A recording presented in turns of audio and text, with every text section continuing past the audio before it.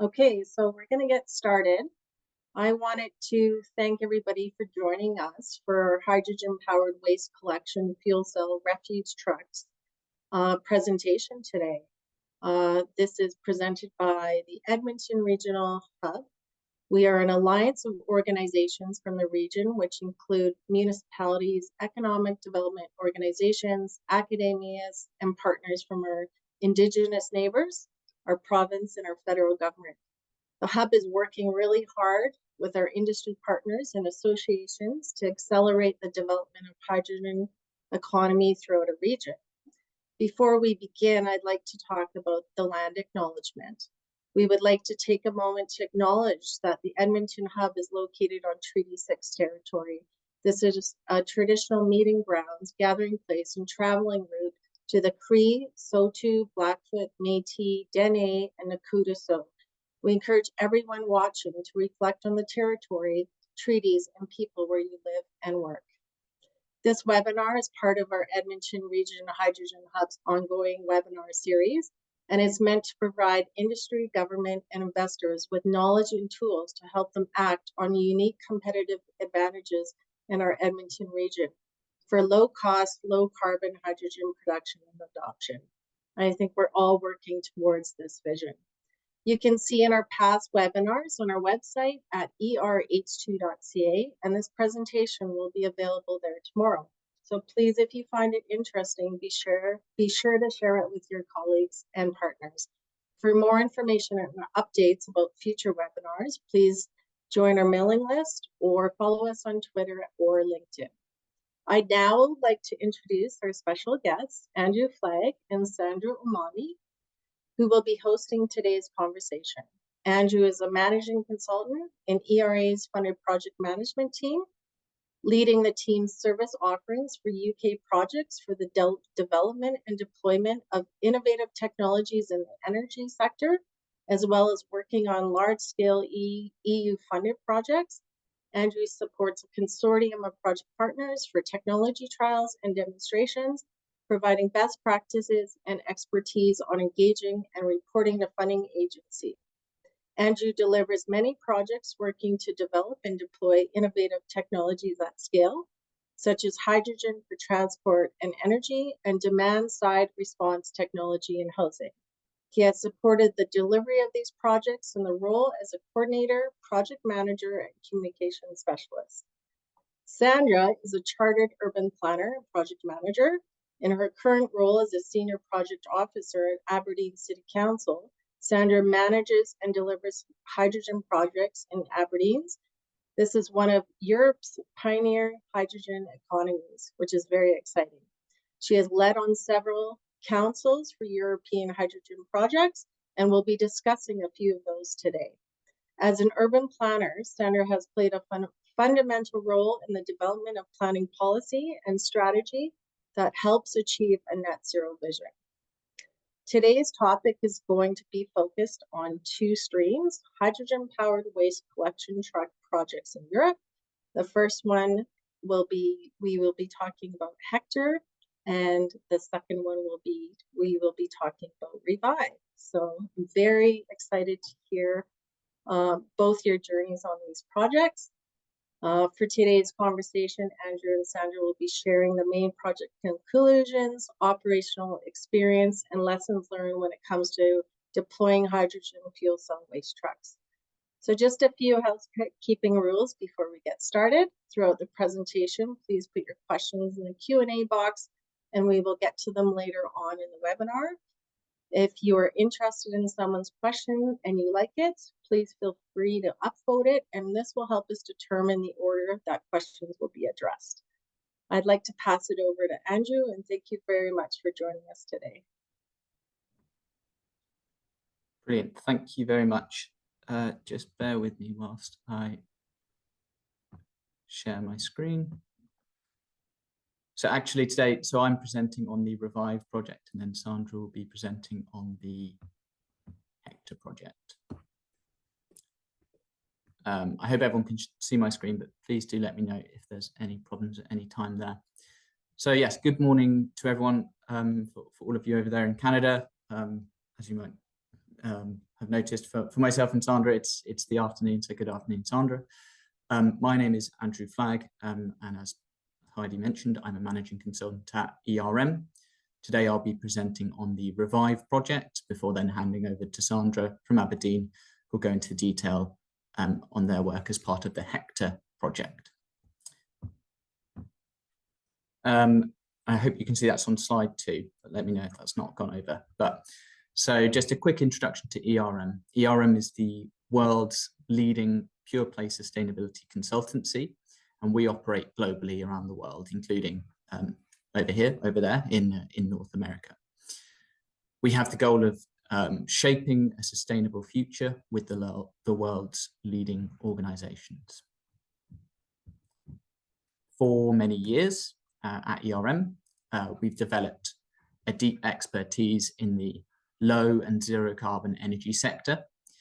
And that's been helped from acquisitions in recent years, which have built on that expertise and experience, such as the acquisition of zero carbon energy consultancy Element Energy, which is actually where I've come from prior to ERM. This expertise, this group of acquisitions now forms what is ERM's Sustainable Energy Solutions team. In this team and in this space, our services cover the full supply chain in the low and zero carbon energy sector, with teams of subject matter experts and consultants across the built environment, low carbon transport, energy networks, industrial decarbonisation, and other sectors. In addition to this, through those acquisitions and in this team, we have been the market leader, specifically in hydrogen consultancy and advisory services, particularly within Europe, for the last 2 decades. As part of that expertise in the hydrogen sector, and as a result of being that sort of market leader, we, ERM, have been directly involved in setting up a lot of the European flagship hydrogen mobility projects, supporting the creation and formation of these projects by building the consortia, preparing the successful funding proposal, and then often delivering the projects directly, either as an overall coordinator or supporting the project in another form. This has involved the projects that you see here on the screen, such as those for light duty mobility, cars and vans, for buses, and then for trucks and sort of heavy duty long haul trucks, all doing sort of hydrogen demonstration projects in the sector. We have also set up and coordinate several national hydrogen mobility initiatives, such as those in the UK, France, and in Ireland. So one of the projects that we built the consortium for as part of this role and led the proposal for is the Revive project, and that's what I'll be talking to you about today. So we started that back in 2018, and we're continuing to support the project, mainly from a role as a communication and dissemination lead partner today. So that leads me on to going into more detail onto the Revive project itself. So the project, having started back in 2018, has the overall aim to accelerate the development of hydrogen fuel cell refuse trucks or waste collection trucks in Europe. The project itself is co-financed by the Clean Hydrogen Partnership. Clean Hydrogen Partnership is a unique public-private partnership here in Europe that supports research and innovation activities in hydrogen technologies by providing funding to projects like this. The main objectives for us in the Revive project is to develop a high-performance fuel cell refuse truck and deploy 11 of those trucks in different European cities. And we're targeting, up to 2 years of operation after we deploy those on public roads.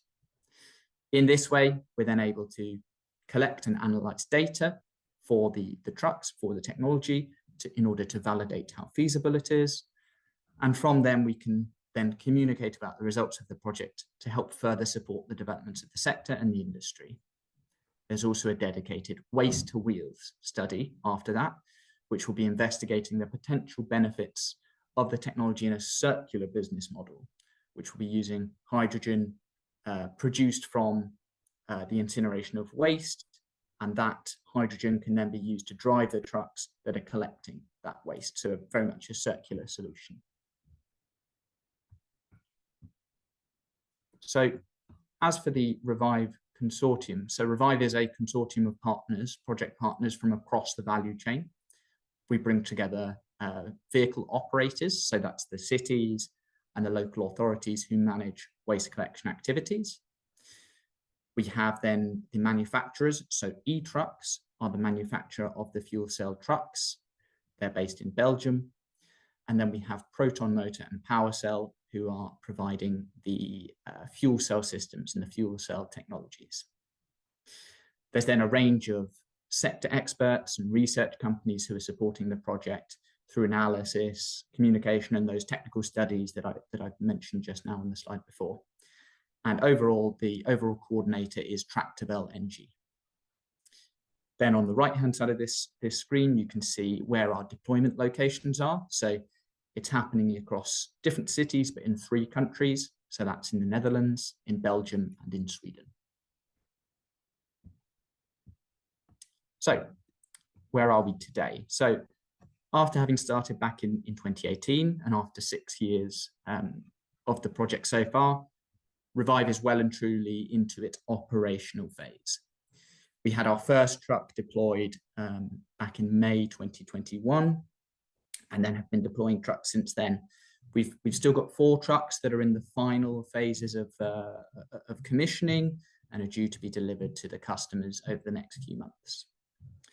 So a lot of the work that we've done in those years to date has been going into the truck design, development of the technology, so developing the trucks and building them at eTrucks' facility in Belgium, going through extensive testing and validation, and then being registered to use on public roads to be then delivered to the customers for the full demonstration. In addition to this, the project partners have spent a lot of time on working on aligning truck specifications and requirements, and then also developing the hydrogen refueling station infrastructure, which is an additional track of work that was done outside of the scope of Revive, but needed to be aligned with the timings that we had on Revive. And you can see different pictures of the trucks that we've had deployed so far under the Revive project.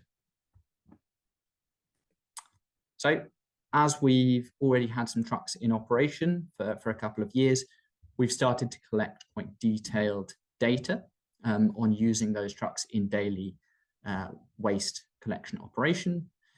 By September last year, we've driven over 40,000 kilometers from the Revive trucks, and we've used over 4,000 kilograms of hydrogen as part of that operation. And you can see other sort of stats there on the screen as well. So we're continuing to collect that operational data. What I'll dive into in a little bit more detail is just here this graph on the monthly distance driven. So that's for the Revive trucks. You can see that this has increased month on month as we've got more trucks on the road collecting a larger amount of data, but then has started to sort of decrease around the middle of last year, around the middle of 2023. This is actually because some of the trucks that we'd initially deployed, after deploying them, required an upgrade to the electric powertrain, which enabled them to then drive at a higher power. So this is a sort of development we made in the project, helping to extend the routes that can be used for these trucks. So for example, the trucks being better suited to being able to drive on highways or on hillier routes. So then after the upgrades, it's not shown on this data, but after that, then the trucks have now been put back into operation. So that's been a bit of a focus of the last sort of few months of 2023. Going further, another sort of deep dive. This specifically here is data for one of our sites, and this is in Antwerp in Belgium. So here we've got some more detailed data from the operation. What we've got on the slide is actually data for one truck. They've actually got 2 trucks, and the 2 trucks combined have driven over 17,000 kilometers and have collected over 4,000 tons of waste by, I think it's October last year. So it's really interesting for Antwerp, actually. It's been quite a success story. They have seen from their fleet of vehicles, the municipality of Antwerp has seen that waste vehicles have actually got the biggest impact on emissions out of their urban fleet. They assessed the switch to fully electric vehicles, but then that was difficult because of the additional sort of grid capacity required, and then the high weight of the battery itself. And so they saw a possible solution in Revive, which is an electric powertrain supplemented by a fuel cell and hydrogen tanks, which has enabled a longer range, has also had the benefits of electric vehicles, such as being very quiet, no emissions of carbon dioxide or particulate matter, and only emitting water vapor. So hydrogen, they've seen it as increasing the driving range and then also allowing for quick refueling. So it fits better in their operational, in the operation of refuse collection trucks in daily operations. So we've seen that from the data here, and in Antwerp, it's really been a bit of a success story. However, having said that, in the project, it's been going on for several years, and it's fair to say there's been a fair amount of challenges the project has faced, issues that have been overcome, which is natural for a project of this type, which is really at the forefront of innovation, working with a new technology, but nevertheless is useful to give us some lessons learned that we can then build on and share those learnings with the next projects and with other regions and other locations looking at the technology.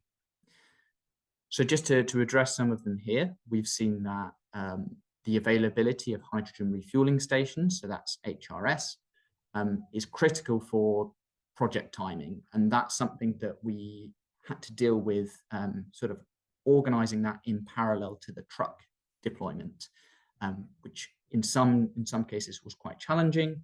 And so therefore that has resulted in some delays to the trucks, where the HRS, the refueling station, wasn't ready on time. Also related to timing, there's been some delays related to COVID-19 and its impact on the more global supply chains. So not specifically within our control or the control of the project partners, and that's really impacted some of the deployments as well.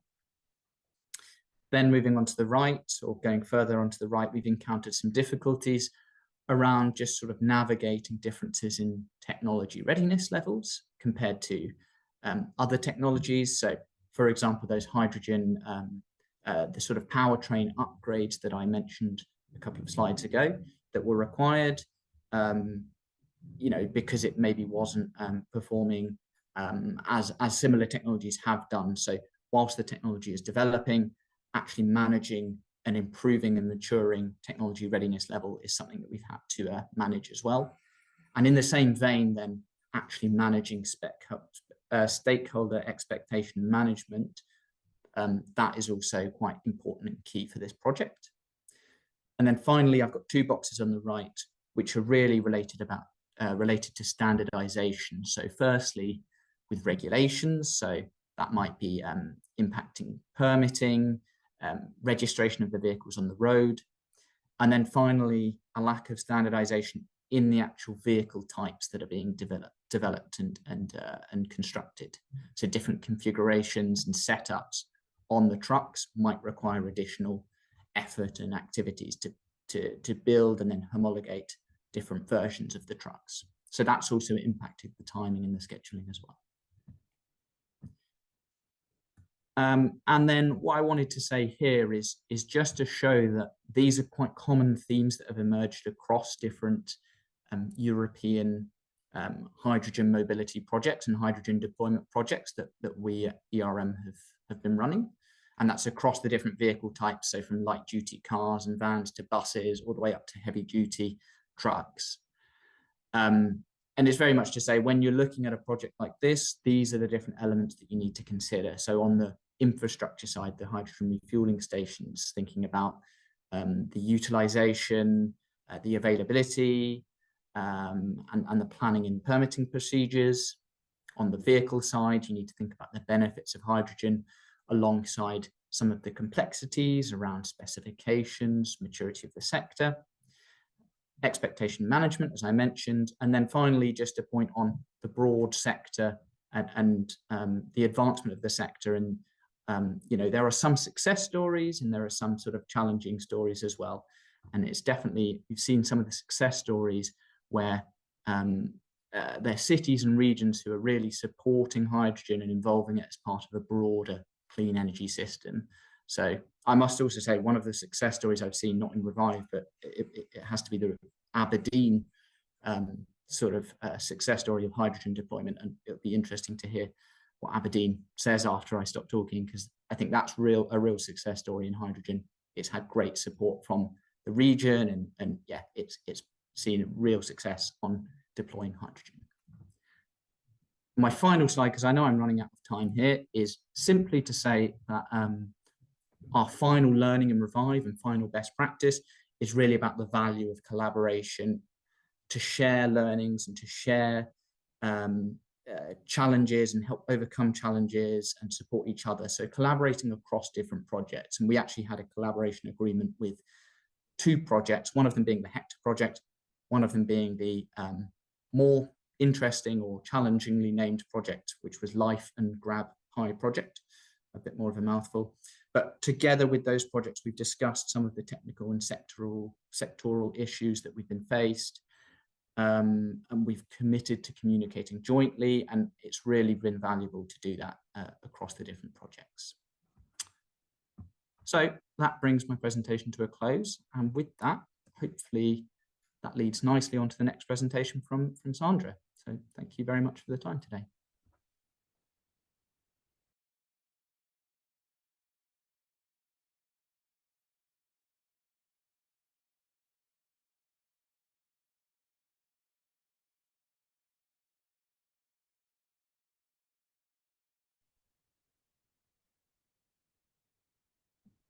Thank you so much, Andrew. I'll just share my screen now.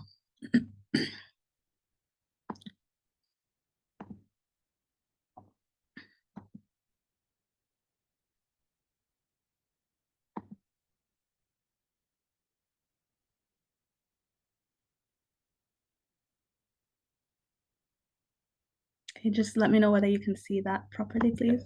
Yeah, Yep. see that. Thank you. Okay, thank you everyone. Good morning to all of you who are in Canada. So I'll share a bit about Aberdeen and where we started, and then I'll share a bit more about the Hector project.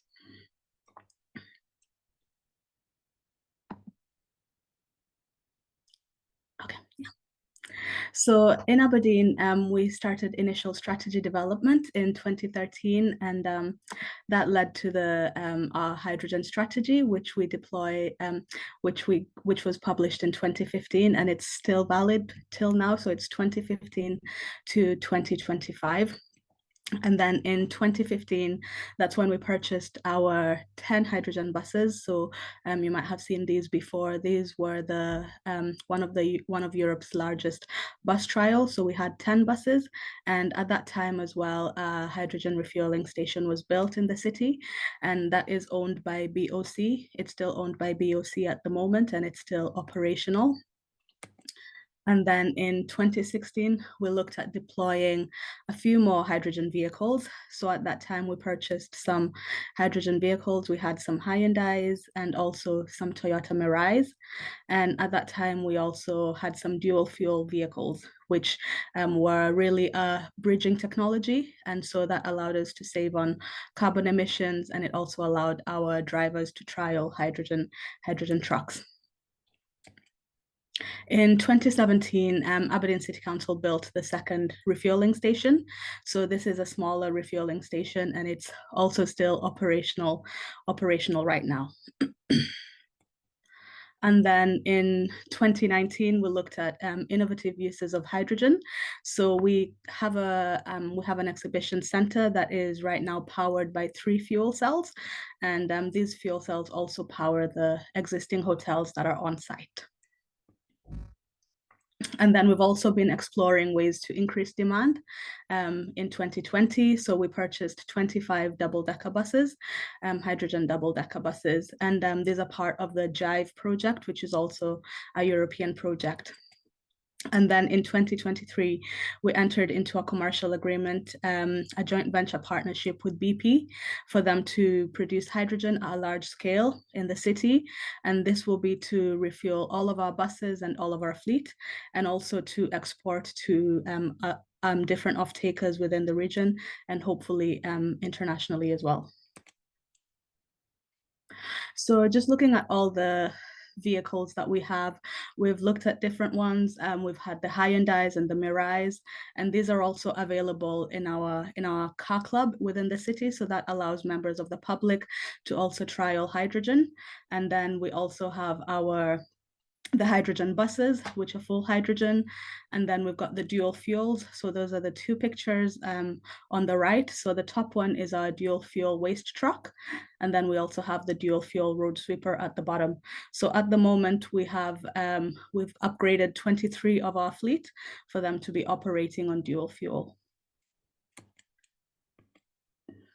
So now onto the Hector project. So Aberdeen City Council was the lead partner for the project, and the aim of the project was really to deploy 7 different types of waste trucks across 5 countries. And with that, we also produced an operational handbook, and this was for any fleet managers who are looking to deploy hydrogen waste trucks. So this is available on the project website, which you can readily download. And then we also had a data analysis report, which I'll talk about a bit later.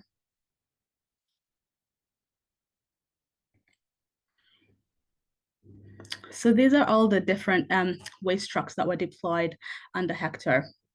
And I don't think I mentioned, but the Hector project started in 2019, and we've just only concluded the project at the end of November 2023. So we had different trucks, and all of them have a large range, around from 120 kilometers to about 250 kilometers for some of them. And some of them are running 5 days a week or 7 days a week. And mostly the drivers have been really content with them, and they've had positive things to say, but we've also experienced a few challenges. So from this slide, you can see the different locations that the trucks were tested, and the duty cycles ranged from inner city collection routes, and which had more stop-start challenges. And then we also had a rural location. So that was our French partner, Touraine. So theirs was in a rural location. And they also acquired different types of trucks. So we had container trucks, and we had front loaders, and the waste was collected on a fixed or a flexible schedule.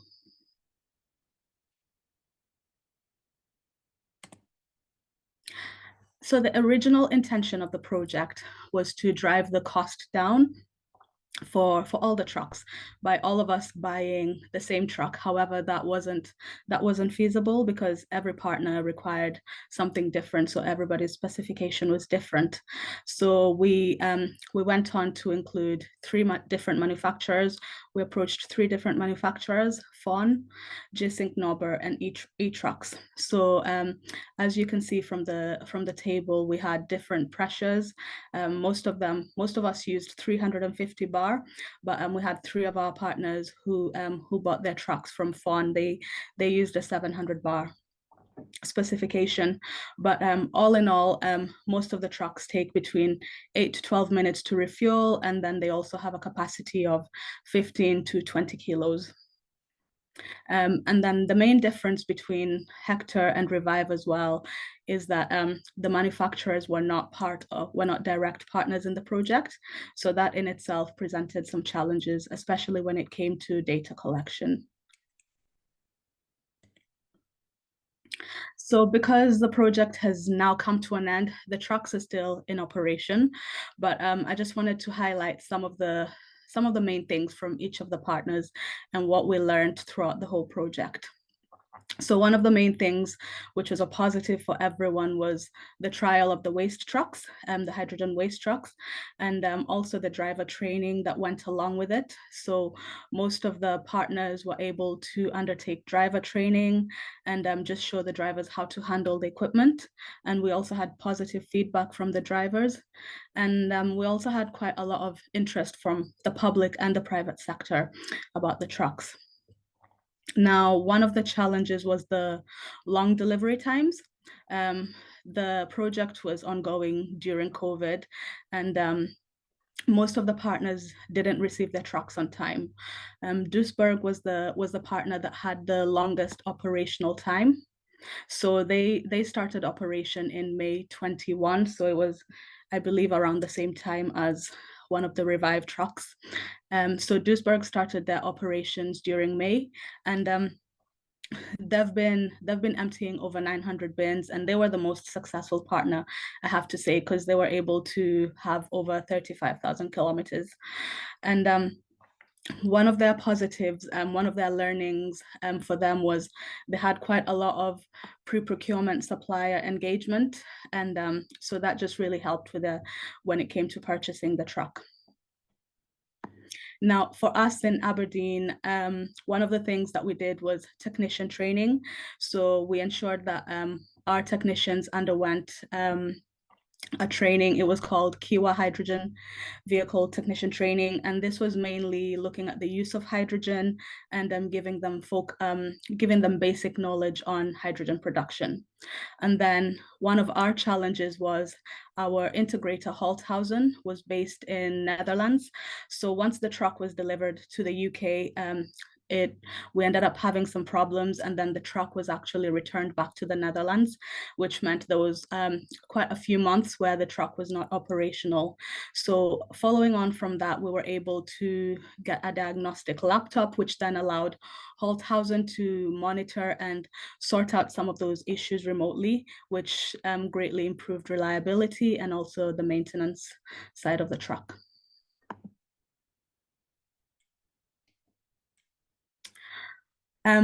Looking at some of our other partners, in Brussels, they had a truck that has 3 modes. So you could drive it on electric. For example, if the hydrogen circuit is broken, the truck can still be operational on electrical mode. So that's a positive for them. And then in Arnhem, they were able to consult a lot with the operational staff, especially to help them develop the specifications for the actual trucks before procurement. And then one of the challenges that we encountered with terrain was they had their truck delivered. However, because it was quite bespoke, or it is a bespoke vehicle, the French certification process took long. So they actually had to swap their vehicle so that they could get a certificate of conformity that was valid in France.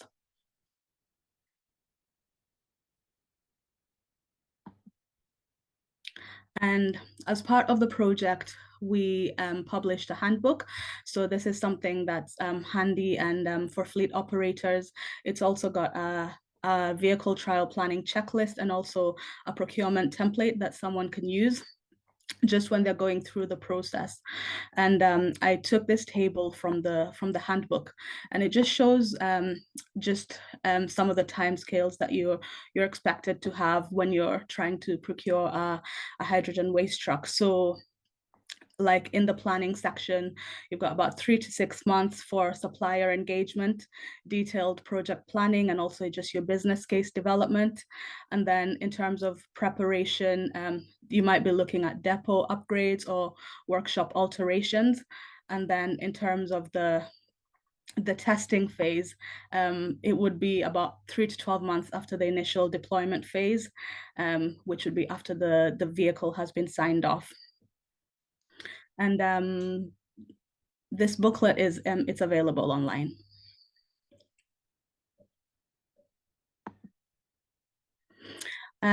So Han University was the partner who led on the data analysis work package. And this was quite a challenge because the manufacturers weren't involved in the actual project as partners. So we had quite a bit of difficulty in getting them to agree to make the data available for Han University, especially in time for the data analysis to take place. And the original plan was to analyze the data over 24 months, but due to the truck delays, this wasn't possible.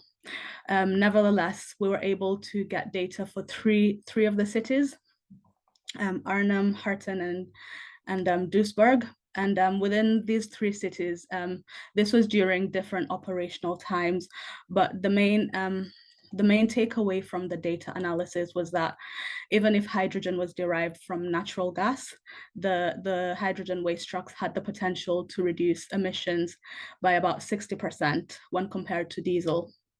And then if green hydrogen was used, then the emission reduction increased to about 95%, so which was quite good, a good output from the project itself.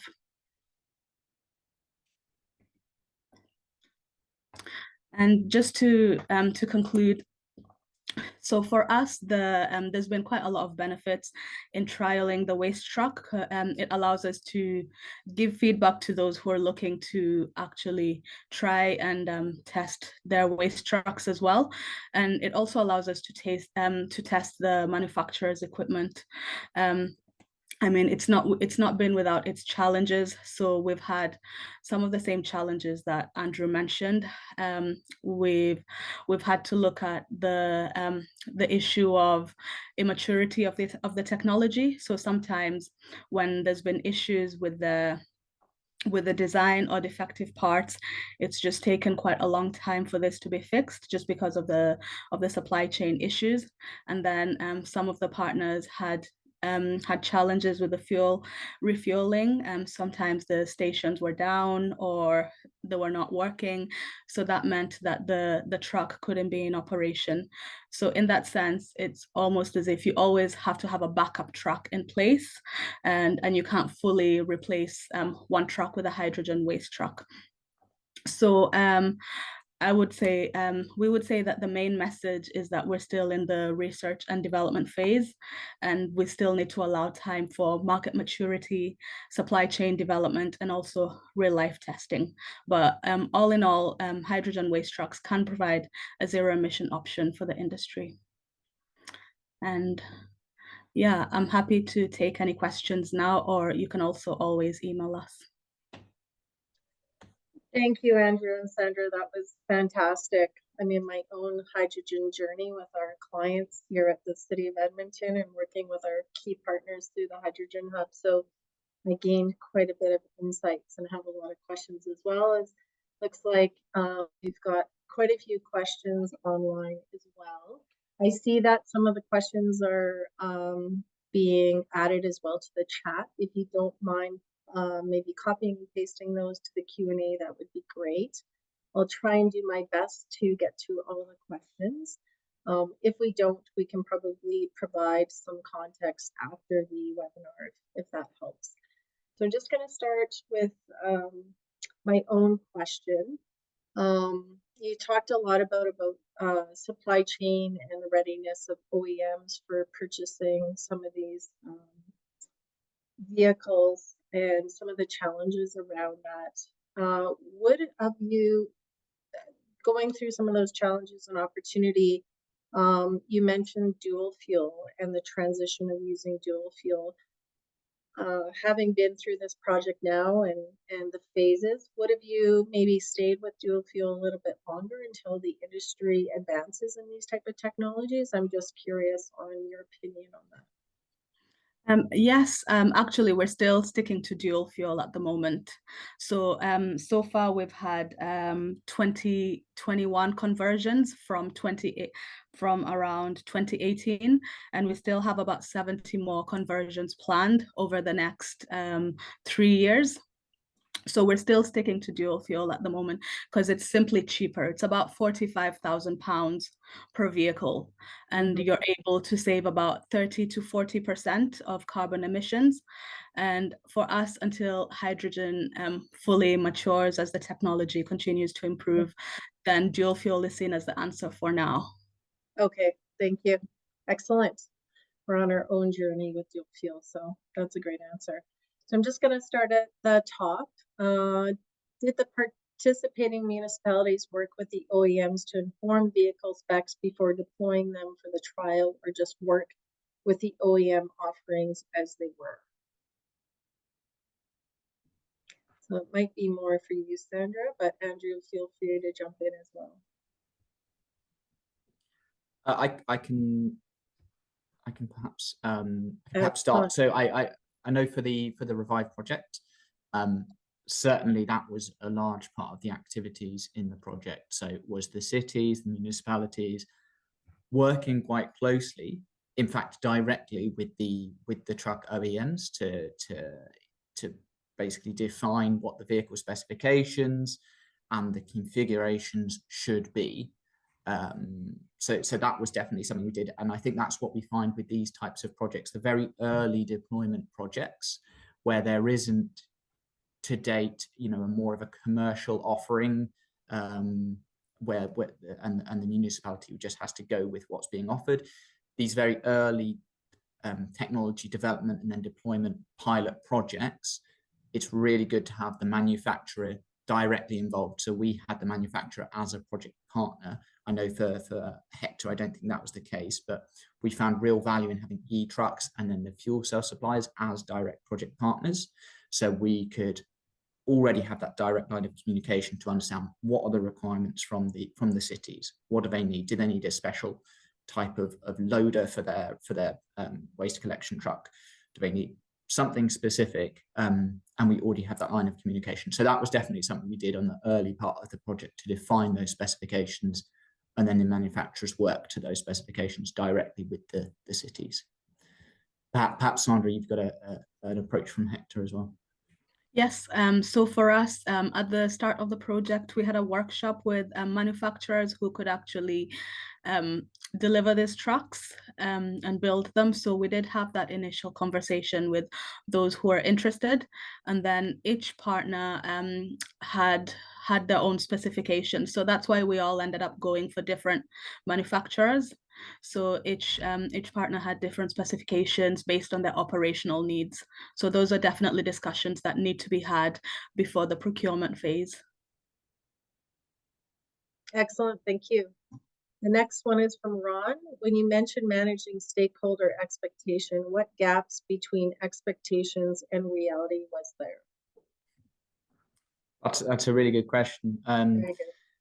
And I think part of what we've seen in Revive is that sometimes the stakeholders changed. So sometimes we started the project very much from all of the project partners. We had more of this approach of having champions for the technology. So people in the cities who were keen on the technology, keen to deploy it, keen to look into it and invest in it. And then, often you had people leaving, or you had new people joining who didn't know much about the project. And I think that's more where we saw a big difference in expectation management. So people who joined the project late, or sort of maybe joined the project from afar, and perhaps didn't realize quite that the project is a very early stage. It's developing the technology sort of almost from scratch. It's really a really early stage innovation project. And with that, you do encounter delays. You do encounter sometimes the trucks having technical issues and needing to go back to the manufacturer to have an issue that's then resolved. And those sort of, I guess, the downtimes and the slight technical issues, something that we see and we work through as part of the project, as part of the pilot process. And sometimes that it was a sort of difference in expectation from some of the stakeholders with them, what the actual reality of these types of projects are. So yeah, we encountered that a couple of times, and it was more it's more a case of when a long time had passed since the project started, and then there were new people coming onto the project, then it's quite difficult to navigate that. And you need to try and bring those people with you and onboard them onto the project and get them involved, that it is a new, innovative project, and see what the bigger picture is, I suppose. Excellent. Thank you for that. I'm just scrolling through. This is a very hot topic with everybody. So this one is, in terms of the use of refuse to produce hydrogen for the Revive trucks, could you please elaborate on this process? Does Yes. this produce greenhouse gas emissions? If so, anything done with these emissions? Example, carbon capture. Great question. Absolutely. So I think I might just caveat this with, originally at the start of the project, one of the, I think maybe two of the cities were planning to do this approach of, they have a sort of waste incinerator. They're going to be generating electricity from that incinerator, and then having an electrolyzer hooked up to that to that incinerator, which would then produce hydrogen. So in this circular sort of method. The way it turns out, the cities that we had planned to do that then ended up sort of not being involved in the project. So we're not testing it in that way. We're not actually deploying that method. But what we are doing is a study, and more of a model on what, based on the data that we are collecting from the operation of the trucks that we are deploying, we're doing a study on the feasibility of that sort of business case. And it's not been done yet, but what that study will involve is considering different types of different setups. So some of that might involve, for example, carbon capture, and what that adds to the cost and the viability of that business model, and what it means for the emissions, what it means for the cost, and the technical feasibility as well. So different options, different elements will be considered when we do that study. Excellent. Sandra, anything from you on that one? No? Okay. The next one is, what are some of the hurdles to be addressed in order to drive full-scale deployment in the nearest future? So I think this is top of mind for quite a few of us as we navigate this journey. So for us, I think one of the biggest hurdles has been, since we have quite a high demand right now, or we're getting to a high demand of hydrogen, is just ensuring that you have enough hydrogen in place for all of your vehicles, whether you're going dual fuel or just going for a mix like we're doing at the moment. So as I mentioned at the very beginning, that we've got a joint partnership with BP. So with that, they'll be producing hydrogen at a large scale, about 800 kilos a day. So that obviously will be enough for all of our fleet, but then we're also looking to sell it on to off-takers, because there's other people within the region in Scotland who are also looking for hydrogen. So that's, for us, is one of the main challenges, just to ensure you've got enough hydrogen. And also the cost. So once you produce hydrogen at a large scale, then of course the cost goes down. And for us, the aim is to just have it at diesel cost parity.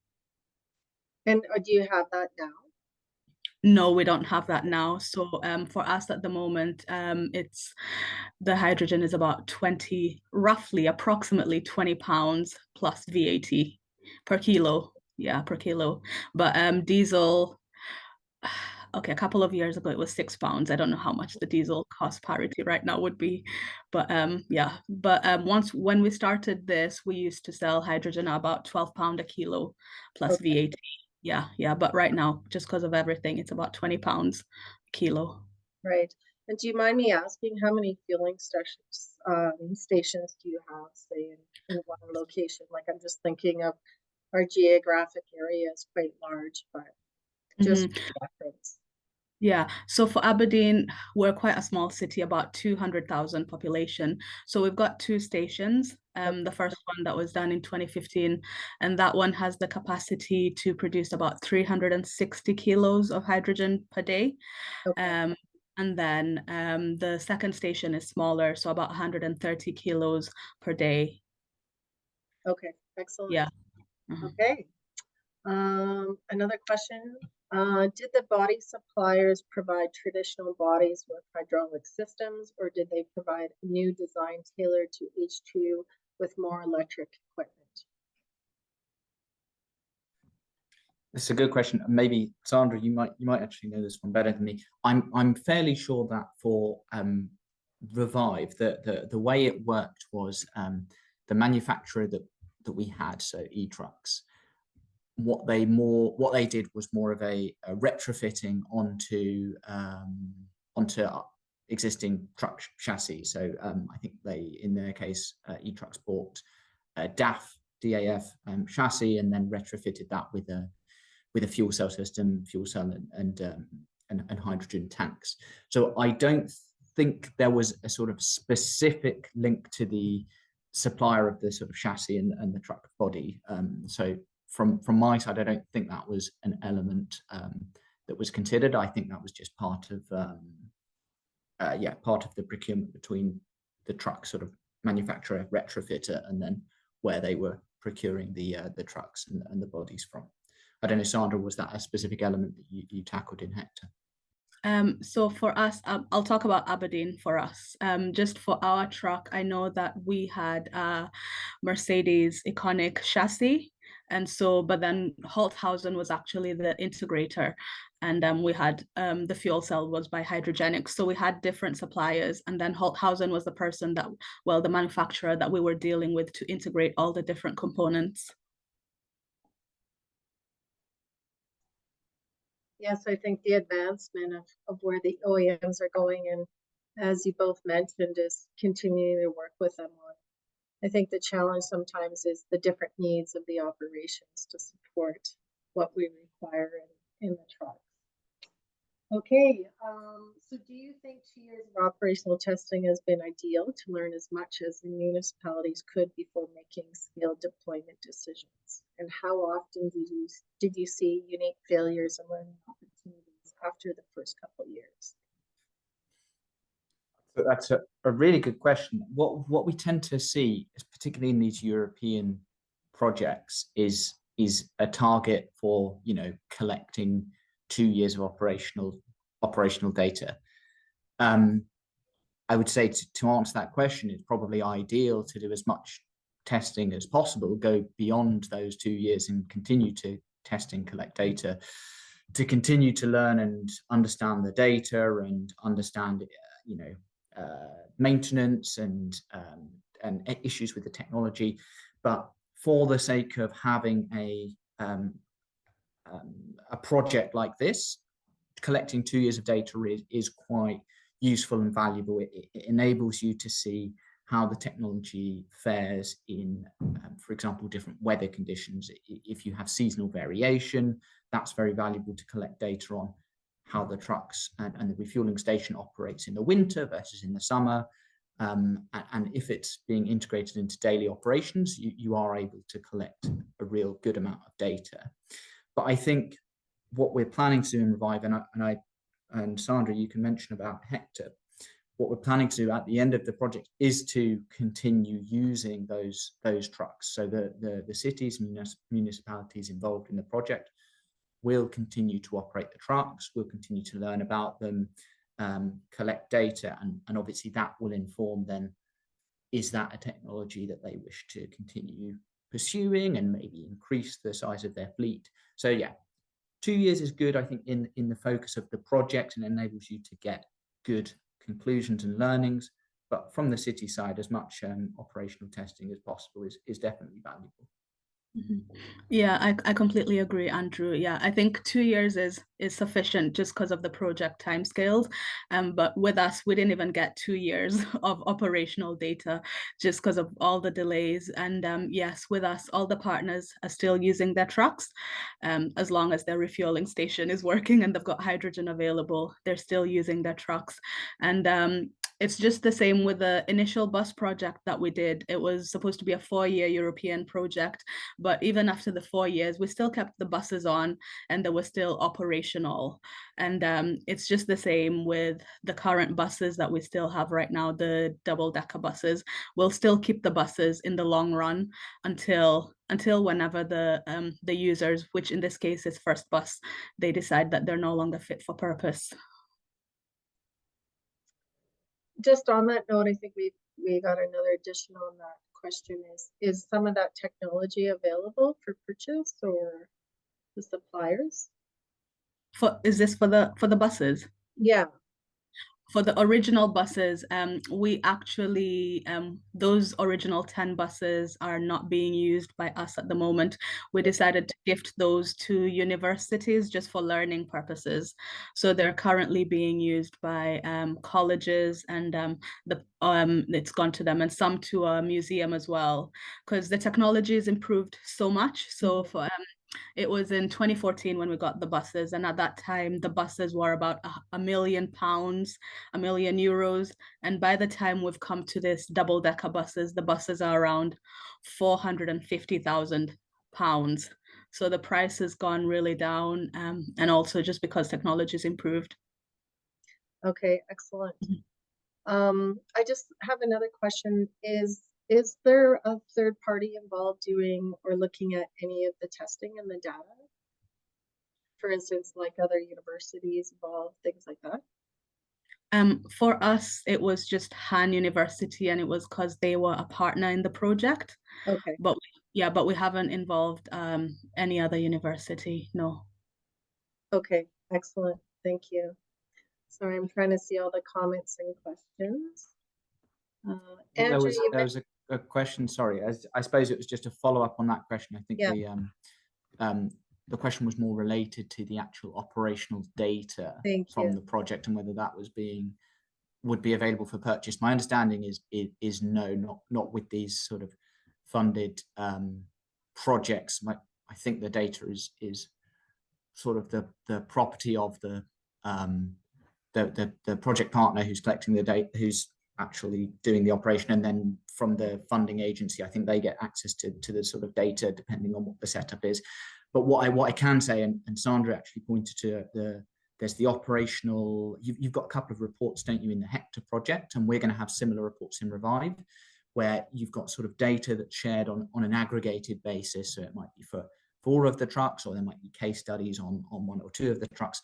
So that's definitely the place to go for data for these type of projects. They tend to be sort of aggregated and compiled into reports at the end of the project. That is the case, isn't it, Sandra? You've got reports that you've got. Yeah, that's the case. Yeah. Yeah. And we can also point you to some of those partners if you're interested in having just further discussions with them, especially Han University, because they were really instrumental for our data analysis. Thank you. There's a lot of questions and comments, so very interesting topic, great projects. Thank you for presenting today, but we've reached our time limit. We'd like to say thank you to Andrew and Sandra for your insightful conversations, and thank you to participants for your questions. And thank you to everyone who has joined today. If you'd like to re-watch us, we will be sharing it. The recording of this webinar will be available at the Edmonton Regional Hydrogen Hub website and also on the YouTube channel. And please be sure to keep an eye out for our website and social media announcements about other upcoming webinars. I've participated in quite a few myself, and it's very interesting. I think the biggest benefit is making these connections with others that are working on similar projects. It's a great way to build rapport and relationships with others in the industry. We're also excited to share details on a new course that the Transition Accelerator is launching on the use of clean fuels in heavy transportation. This course is designed for transportation professionals looking to build an understanding of energy pathways for heavy truck fleets. And to register, Ashley will post the link in the chat. So thank you, everybody. Thanks for joining us. Have a great day. I hope you enjoy the weather. We've gone from -30 to +10, so it's sunny here in Edmonton. So I hope you are going to experience the same wherever you're from. Thank you.